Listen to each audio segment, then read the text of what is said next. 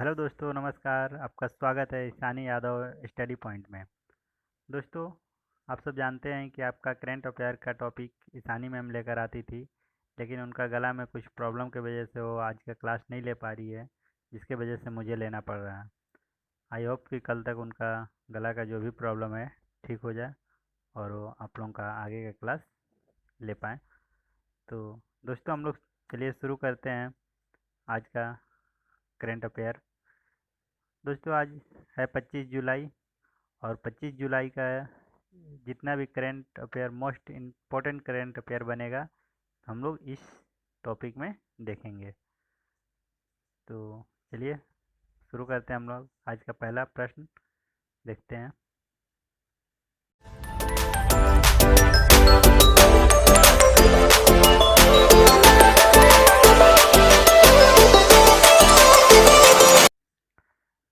आज का पहला प्रश्न है, प्रसिद्ध बॉलीवुड अभिनेता सोनू सूद ने श्रमिकों की मदद के लिए निम्न में से किस ऐप का लॉन्च किया है? तो इसका ऑप्शन है प्रवासी रोजगार ऐप, हमसफर रोजगार ऐप, साथी रोजगार ऐप, सोच रोजगार ऐप। तो दोस्तों, इसका जो करेक्ट आंसर होगा वह होगा प्रवासी रोजगार ऐप, ये ऑप्शन ए। तो सोनू सूद सोनू सूद एक बॉलीवुड स्टार हैं, और अभी वो लॉकडाउन में काफ़ी चर्चा में रहे थे, जो प्रवासी मजदूरों के देश भर से जो मतलब उनके घर तक पहुंचा रहे थे। तो देखते हैं उनसे जुड़ा हुआ कुछ फैक्ट। फिल्म अभिनेता सोनू सूद ने प्रवासी मजदूरों को देश भर में विभिन्न क्षेत्रों में रोजगार के अवसर का पता लगाने में मदद करने के लिए प्रवासी रोजगार ऐप शुरू किया है। इस मोबाइल ऐप की मदद से नौकरी ढूंढने से जुड़ी जरूरी जानकारी आसानी से मिल जा सकेगी।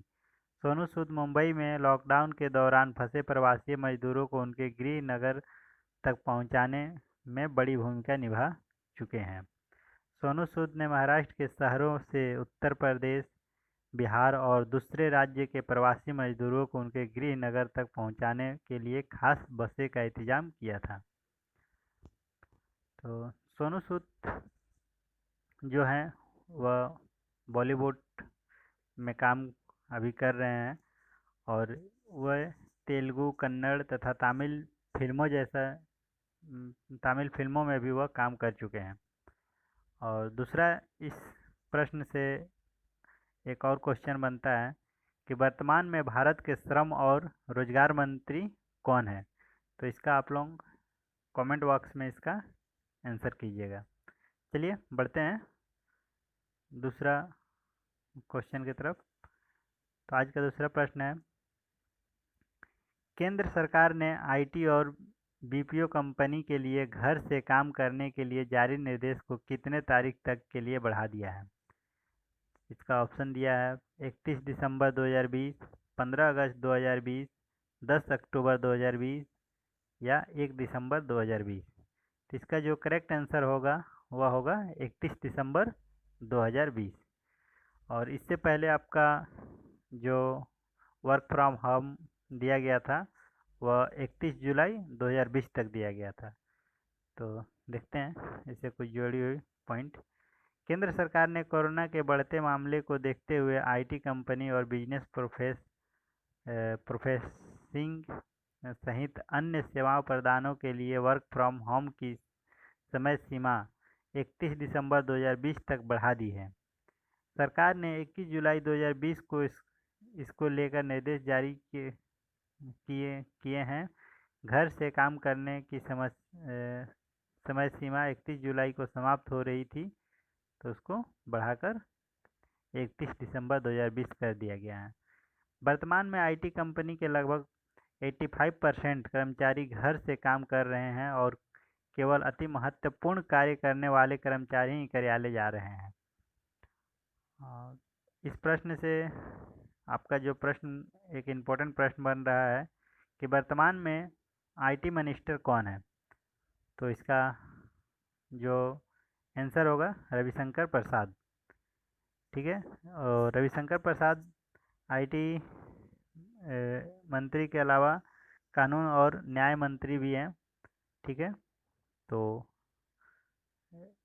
इस पॉइंट को नोट कर लीजिएगा। चलिए देखते हैं आज का तीसरा प्रश्न। हाल ही में किस देश ने एक बार पुनः वर्ष 1996 के हस्तांतरण भूमि हस्तांतरण के प्रस्ताव की ओर संकेत देते हुए सीमा विवाद को सुलझाने के लिए भूटान को एक समाधान पैकेज का प्रस्ताव दिया है? तो इसका ऑप्शन होगा नेपाल, बांग्लादेश, चीन, भारत। तो इसका जो राइट आंसर होगा वो आपका होगा ऑप्शन नंबर सी, चीन। तो चीन ने इस समाधान पैकेज के तहत विवादित पश्चिम क्षेत्र, जिसमें डोकलाम शामिल है, के बदले में उत्तर में स्थित विवादित क्षेत्र को भूटान को देने के प्रस्ताव किया है। गौरतलब यह है कि इसमें पहले वर्ष 1996 में चीन ने भूटान को पश्चिम में स्थित 269 वर्ग किलोमीटर की चारागाह भूमि के बदले उत्तर में 495 वर्ग किलोमीटर घाटी वाले क्षेत्र को बदलने का प्रस्ताव रखा था। विशेषज्ञों के अनुसार चीन द्वारा भूटान की सीमा पर किया गया नया दावा भूटान को चीन द्वारा प्रस्तावित सीमा समझौते को मनाने पर विवश करने की एक नई रणनीति हो सकती है। तो चीन का अभी जो मतलब प्रेसिडेंट है वो शी जिनपिंग है, और उसका कैपिटल जो है बीजिंग है। और चीन का जो अभी वर्तमान में विदेश मंत्री है वह वांग यू है। ठीक है, वांग यू। ठीक है, चलिए देखते हैं नेक्स्ट क्वेश्चन। भारतीय क्रिकेट कंट्रोल बोर्ड किस देश में इंडियन प्रीमियर लीग 2019 का आयोजन करेगा? तो इसका ऑप्शन है नेपाल, चीन, पाकिस्तान, संयुक्त अरब अमीरात। तो इसका जो करेक्ट आंसर होगा वो आपका होगा ऑप्शन नंबर डी, संयुक्त अरब अमीरात। तो जो मार्च से शुरू होने वाला था आईपीएल का 13वां सीजन, वो कोविड-19 की वजह से नहीं हो सका, जिसके बाद वर्ल्ड कप T20 को जब स्थगित किया गया कोरोना के वजह से ही, तो आईपीएल का आयोजन यूएई में कराने का बीसीसीआई ने फैसला लिया है। और वर्तमान में अभी बीसीसीआई का अध्यक्ष हैं सौरव गांगुली, और आईपीएल के अध्यक्ष है ब्रजेश पटेल। और बीसीसीआई का जो हेडक्वार्टर है वो मुंबई है। और इसका जो इस बार का जो आईपीएल का जो मुख्य प्रायोजक है वह आपका है वीवो, जो एक चीनी कंपनी है। ठीक है, और दुबई में ही आईसीसी का भी हेडक्वार्टर है। दुबई यूएई में ही आता है जो इसका हेडक्वार्टर भी है। चलिए तो बढ़ते हैं आज का। और एक इम्पोर्टेंट बात है इससे, जो या भारत से मतलब बाहर में जो आईपीएल का आयोजन करवाया जा रहा है, ये तीसरा टाइम है जो भारत से बाहर करवाया जा रहा है। इससे पहले 2 बार आयोजन करवाया जा चुका है। एक बार पहला 2009 जब लोकसभा का चुनाव हो रहा था तो दक्षिण अफ्रीका में आयोजित किया गया था, और दूसरा 2014 में जब दूसरा फिर से लोकसभा का चुनाव आयोजित किया जा रहा था, तो शुरुआती के कुछ मैच आपका यूएई में करवाया गया था। और ये तीसरा मौका है जो भारत से बाहर करवाया जा रहा है, इस बार कोविड की वजह से करवाया जा रहा है। तो चलिए बढ़ते हैं नेक्स्ट क्वेश्चन की तरफ, और इससे कुछ इम्पोर्टेंट फैक्ट देख लेते हैं। एशिया कप और T20 कप तो कोरोना महामारी के कारण रद्द कर दिया गया है। T20 विश्व कप अक्टूबर-नवंबर में ऑस्ट्रेलिया में खेला जाना था, लेकिन कोरोना के कारण इसे रद्द कर दिया गया है। आईपीएल 13 पहले इसी साल मार्च में शुरू होने वाला था, लेकिन कोरोना के कारण उस वक्त इसे स्थगित कर दिया गया था। देखते हैं नेक्स्ट क्वेश्चन। डीआरडीओ द्वारा भारतीय सेना हेतु स्वदेशी विकसित ड्रोन का क्या नाम है? तो इसका ऑप्शन है भीम, भारत, कर्ण, पृथ्वी। तो इसका जो राइट आंसर होगा वह होगा भारत।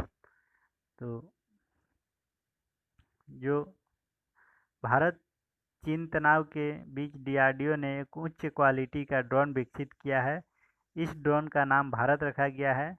पूर्वी लद्दाख के वास्तविक नियंत्रण रेखा एलएसी के ऊंचाई वाले क्षेत्रों और पहाड़ियों इलाके में सटीक निगरानी रखने के लिए भारत नाम का अपना स्वदेशी ड्रोन बनाया गया भारत ड्रोन को इंडियन आर्मी को सौंप दिया गया है। भारत ड्रोन को डीआरडीओ चंडीगढ़ स्थित प्रयोगशाला में तैयार किया गया है। इस ड्रोन का विश्व के सबसे चुस्त और हल्के निगरानी ड्रोन के रूप में सूचीबद्ध किया जा सका है। तो वर्तमान में अभी जो डीआरडीओ के अध्यक्ष हैं वे हैं जी सतीश रेड्डी, और डीआरडीओ का जो हेड क्वार्टर है नई दिल्ली है, और डीआरडीओ का जो फुल फॉर्म होता है डिफेंस रिसर्च डेवलपमेंट ऑर्गेनाइजेशन। ठीक है, अब बहुत ही इम्पोर्टेंट पॉइंट है, इसको आप लोग नोट कर लीजिएगा। डीआरडीओ का जो फुल फॉर्म है डिफेंस रिसर्च डेवलपमेंट ऑर्गेनाइजेशन। ठीक है, चलिए बढ़ते हैं नेक्स्ट क्वेश्चन की तरफ। ओडिशा सरकार ने किस लोकप्रिय लोकगीत के नाम पर संबलपुर जिले के बिगुल गांव का नाम बदल दिया है? तो इसका ऑप्शन है रंगावती, गीता गोविंद, राहुल संचदेवा, गोविंद प्रभाकर। तो इसका जो राइट आंसर होगा वो रंगावती होगा। तो देखते हैं कुछ इम्पोर्टेंट। ओडिशा सरकार ने जिला संबलपुर के बिगुल गांव का नाम बदलकर रंगावती बिगुल रख दिया है। दरअसल लोकप्रिय गीत रंगावती के गीतकार मित्र भानु गोतिया का जन्म इसी गांव में हुआ था। रंगावती गीत को पहली बार आकाशवाणी के माध्यम से सुना गया था। यह गीत पश्चिम बंगाल, झारखंड, बिहार के साथ साथ छत्तीसगढ़ में भी बहुत लोकप्रिय है। तो देखेंगे अभी वर्तमान में जो उड़ीसा का जो गवर्नर है वह गणेशी लाल है, और यहाँ का चीफ मिनिस्टर नवीन पटनायक है, और यहाँ का लोकसभा का सीट 21 है और विधानसभा का सीट 149, और यहाँ का कैपिटल जो है भुवनेश्वर है। और उड़ीसा में प्रमुख झील जो है वो चिल्का झील है, और यहाँ का प्रमुख टेम्पल जो है वो जगन्नाथ मंदिर है। चलिए बढ़ते हैं नेक्स्ट क्वेश्चन की तरफ। भारत को 2021 में किस देश से P-8I विमान प्राप्त होंगे? इसका ऑप्शन है अमेरिका, रूस, जापान, ब्रिटेन। तो इसका जो करेक्ट आंसर होगा ऑप्शन ए अमेरिका। तो भारत के रक्षा अधिग्रहण परिषद ने 2019 में अमेरिका से 6 P-8I विमानों की खरीद को मंजूरी दे दी है। इसमें से 6 विमान 2021 में भारत को प्राप्त होंगे। ये विमान समुद्री निगरानी में काम आते हैं। इसे हिंद महासागर के क्षेत्र में भारत अपनी निगरानी क्षमता बढ़ाने का अवसर मिलेगा। तो अमेरिका का जो कैपिटल है वो वाशिंगटन डीसी है, और यहाँ का प्रेसिडेंट डोनाल्ड ट्रंप है, और यहाँ का जो करेंसी है डॉलर है। और वर्तमान में जो उड़ीसा का वर्तमान में जो आपका अमेरिका का जो विदेश मंत्री है वो माइक पोम्पियो है। माइक पोम्पियो ये बहुत काफ़ी चर्चा में रहते हैं, तो इनको आप नोट कर लीजिएगा। ठीक है, चलिए बढ़ते हैं नेक्स्ट क्वेश्चन की तरफ। विश्व बैडमिंटन संघ ने अध्यक्ष पद के कार्यकाल को कितने बार के लिए सीमित कर दिया है? ऑप्शन है 4 बार के लिए, 7 बार के लिए, 8 बार के लिए या 10 बार के लिए। तो इसका राइट आंसर जो होगा वे होगा 4 बार के लिए। तो विश्व बैडमिंटन महासंघ ने अपने अध्यक्ष के कार्यकाल को अधिकतम 4 बार के लिए सीमित कर दिया है। 18 जुलाई 2020 को हुई ऑनलाइन एजीएम के दौरान बीडब्ल्यूएफ सदस्यों ने संविधान में बदलाव को स्वीकृति दे दी। चलिए बढ़ते हैं नेक्स्ट क्वेश्चन की तरफ। निम्न में से कौन सा देश मंगल ग्रह के लिए अंतरिक्ष मिशन लॉन्च करने वाला पहला अरब देश बन गया है? तो इसका ऑप्शन है कतर, यूएई, अल्जीरिया, इराक। तो इसका जो करेक्ट आंसर जो होगा वो होगा ऑप्शन नंबर बी, यूएई। तो यूएई यूएई ने 19 जुलाई 2020 को मंगल ग्रह के लिए अपना पहला interplanetary hope pro mission launch किया। ठीक है, ये याद रखिएगा, जो आपका लॉन्च किया गया है उसका नाम है होप प्रो मिशन। ठीक है, इसके तहत जापान ने तानेंगोंगासिया स्पेस सेंटर में मानव रहित अंतरिक्ष यान मंगल ग्रह के लिए रवाना किया गया है। इस लॉन्च के साथ ही यूएई किसी अन्य ग्रह पर मिशन भेजने वाला यह पहला अरब देश बन गया है। चलिए आज का 10 नंबर क्वेश्चन और अंतिम क्वेश्चन। लालजी टंडन जिनका 21 जुलाई को,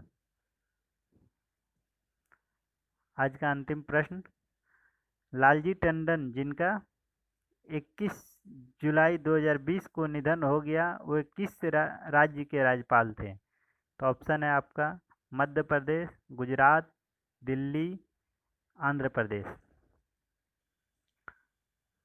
तो इसका जो करेक्ट आंसर हो जाएगा वो हो जाएगा आपका मध्य प्रदेश,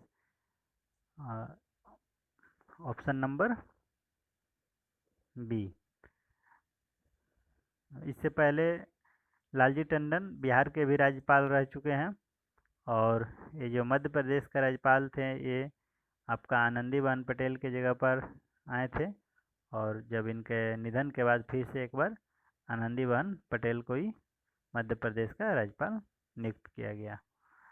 तो कुछ इम्पोर्टेंट फैक्ट है, तो आप इसको देख लीजिएगा एक बार, और हम इसका पीडीएफ आपका लिंक डिस्क्रिप्शन बॉक्स में डाल देंगे, तो आप वहाँ से डाउनलोड करके आप एक बार ये सब पॉइंट को देख लीजिएगा। वीडियो लंबा हो रहा है उसकी वजह से आपको हम यहीं पर ही ख़त्म कर रहे हैं, और आई होप कि मैम का यदि कल गला ठीक हो जाता है तो वही क्लास लेंगे। और चलिए, थैंक यू। लाइक, शेयर और सब्सक्राइब कीजिएगा, और प्लीज़ मैम का सपोर्ट कीजिए। और आप लोग सब्सक्राइब कर नहीं बढ़ा रहे हैं तो प्लीज़ आप शेयर करेंगे तभी सब्सक्राइबर बढ़ेगा।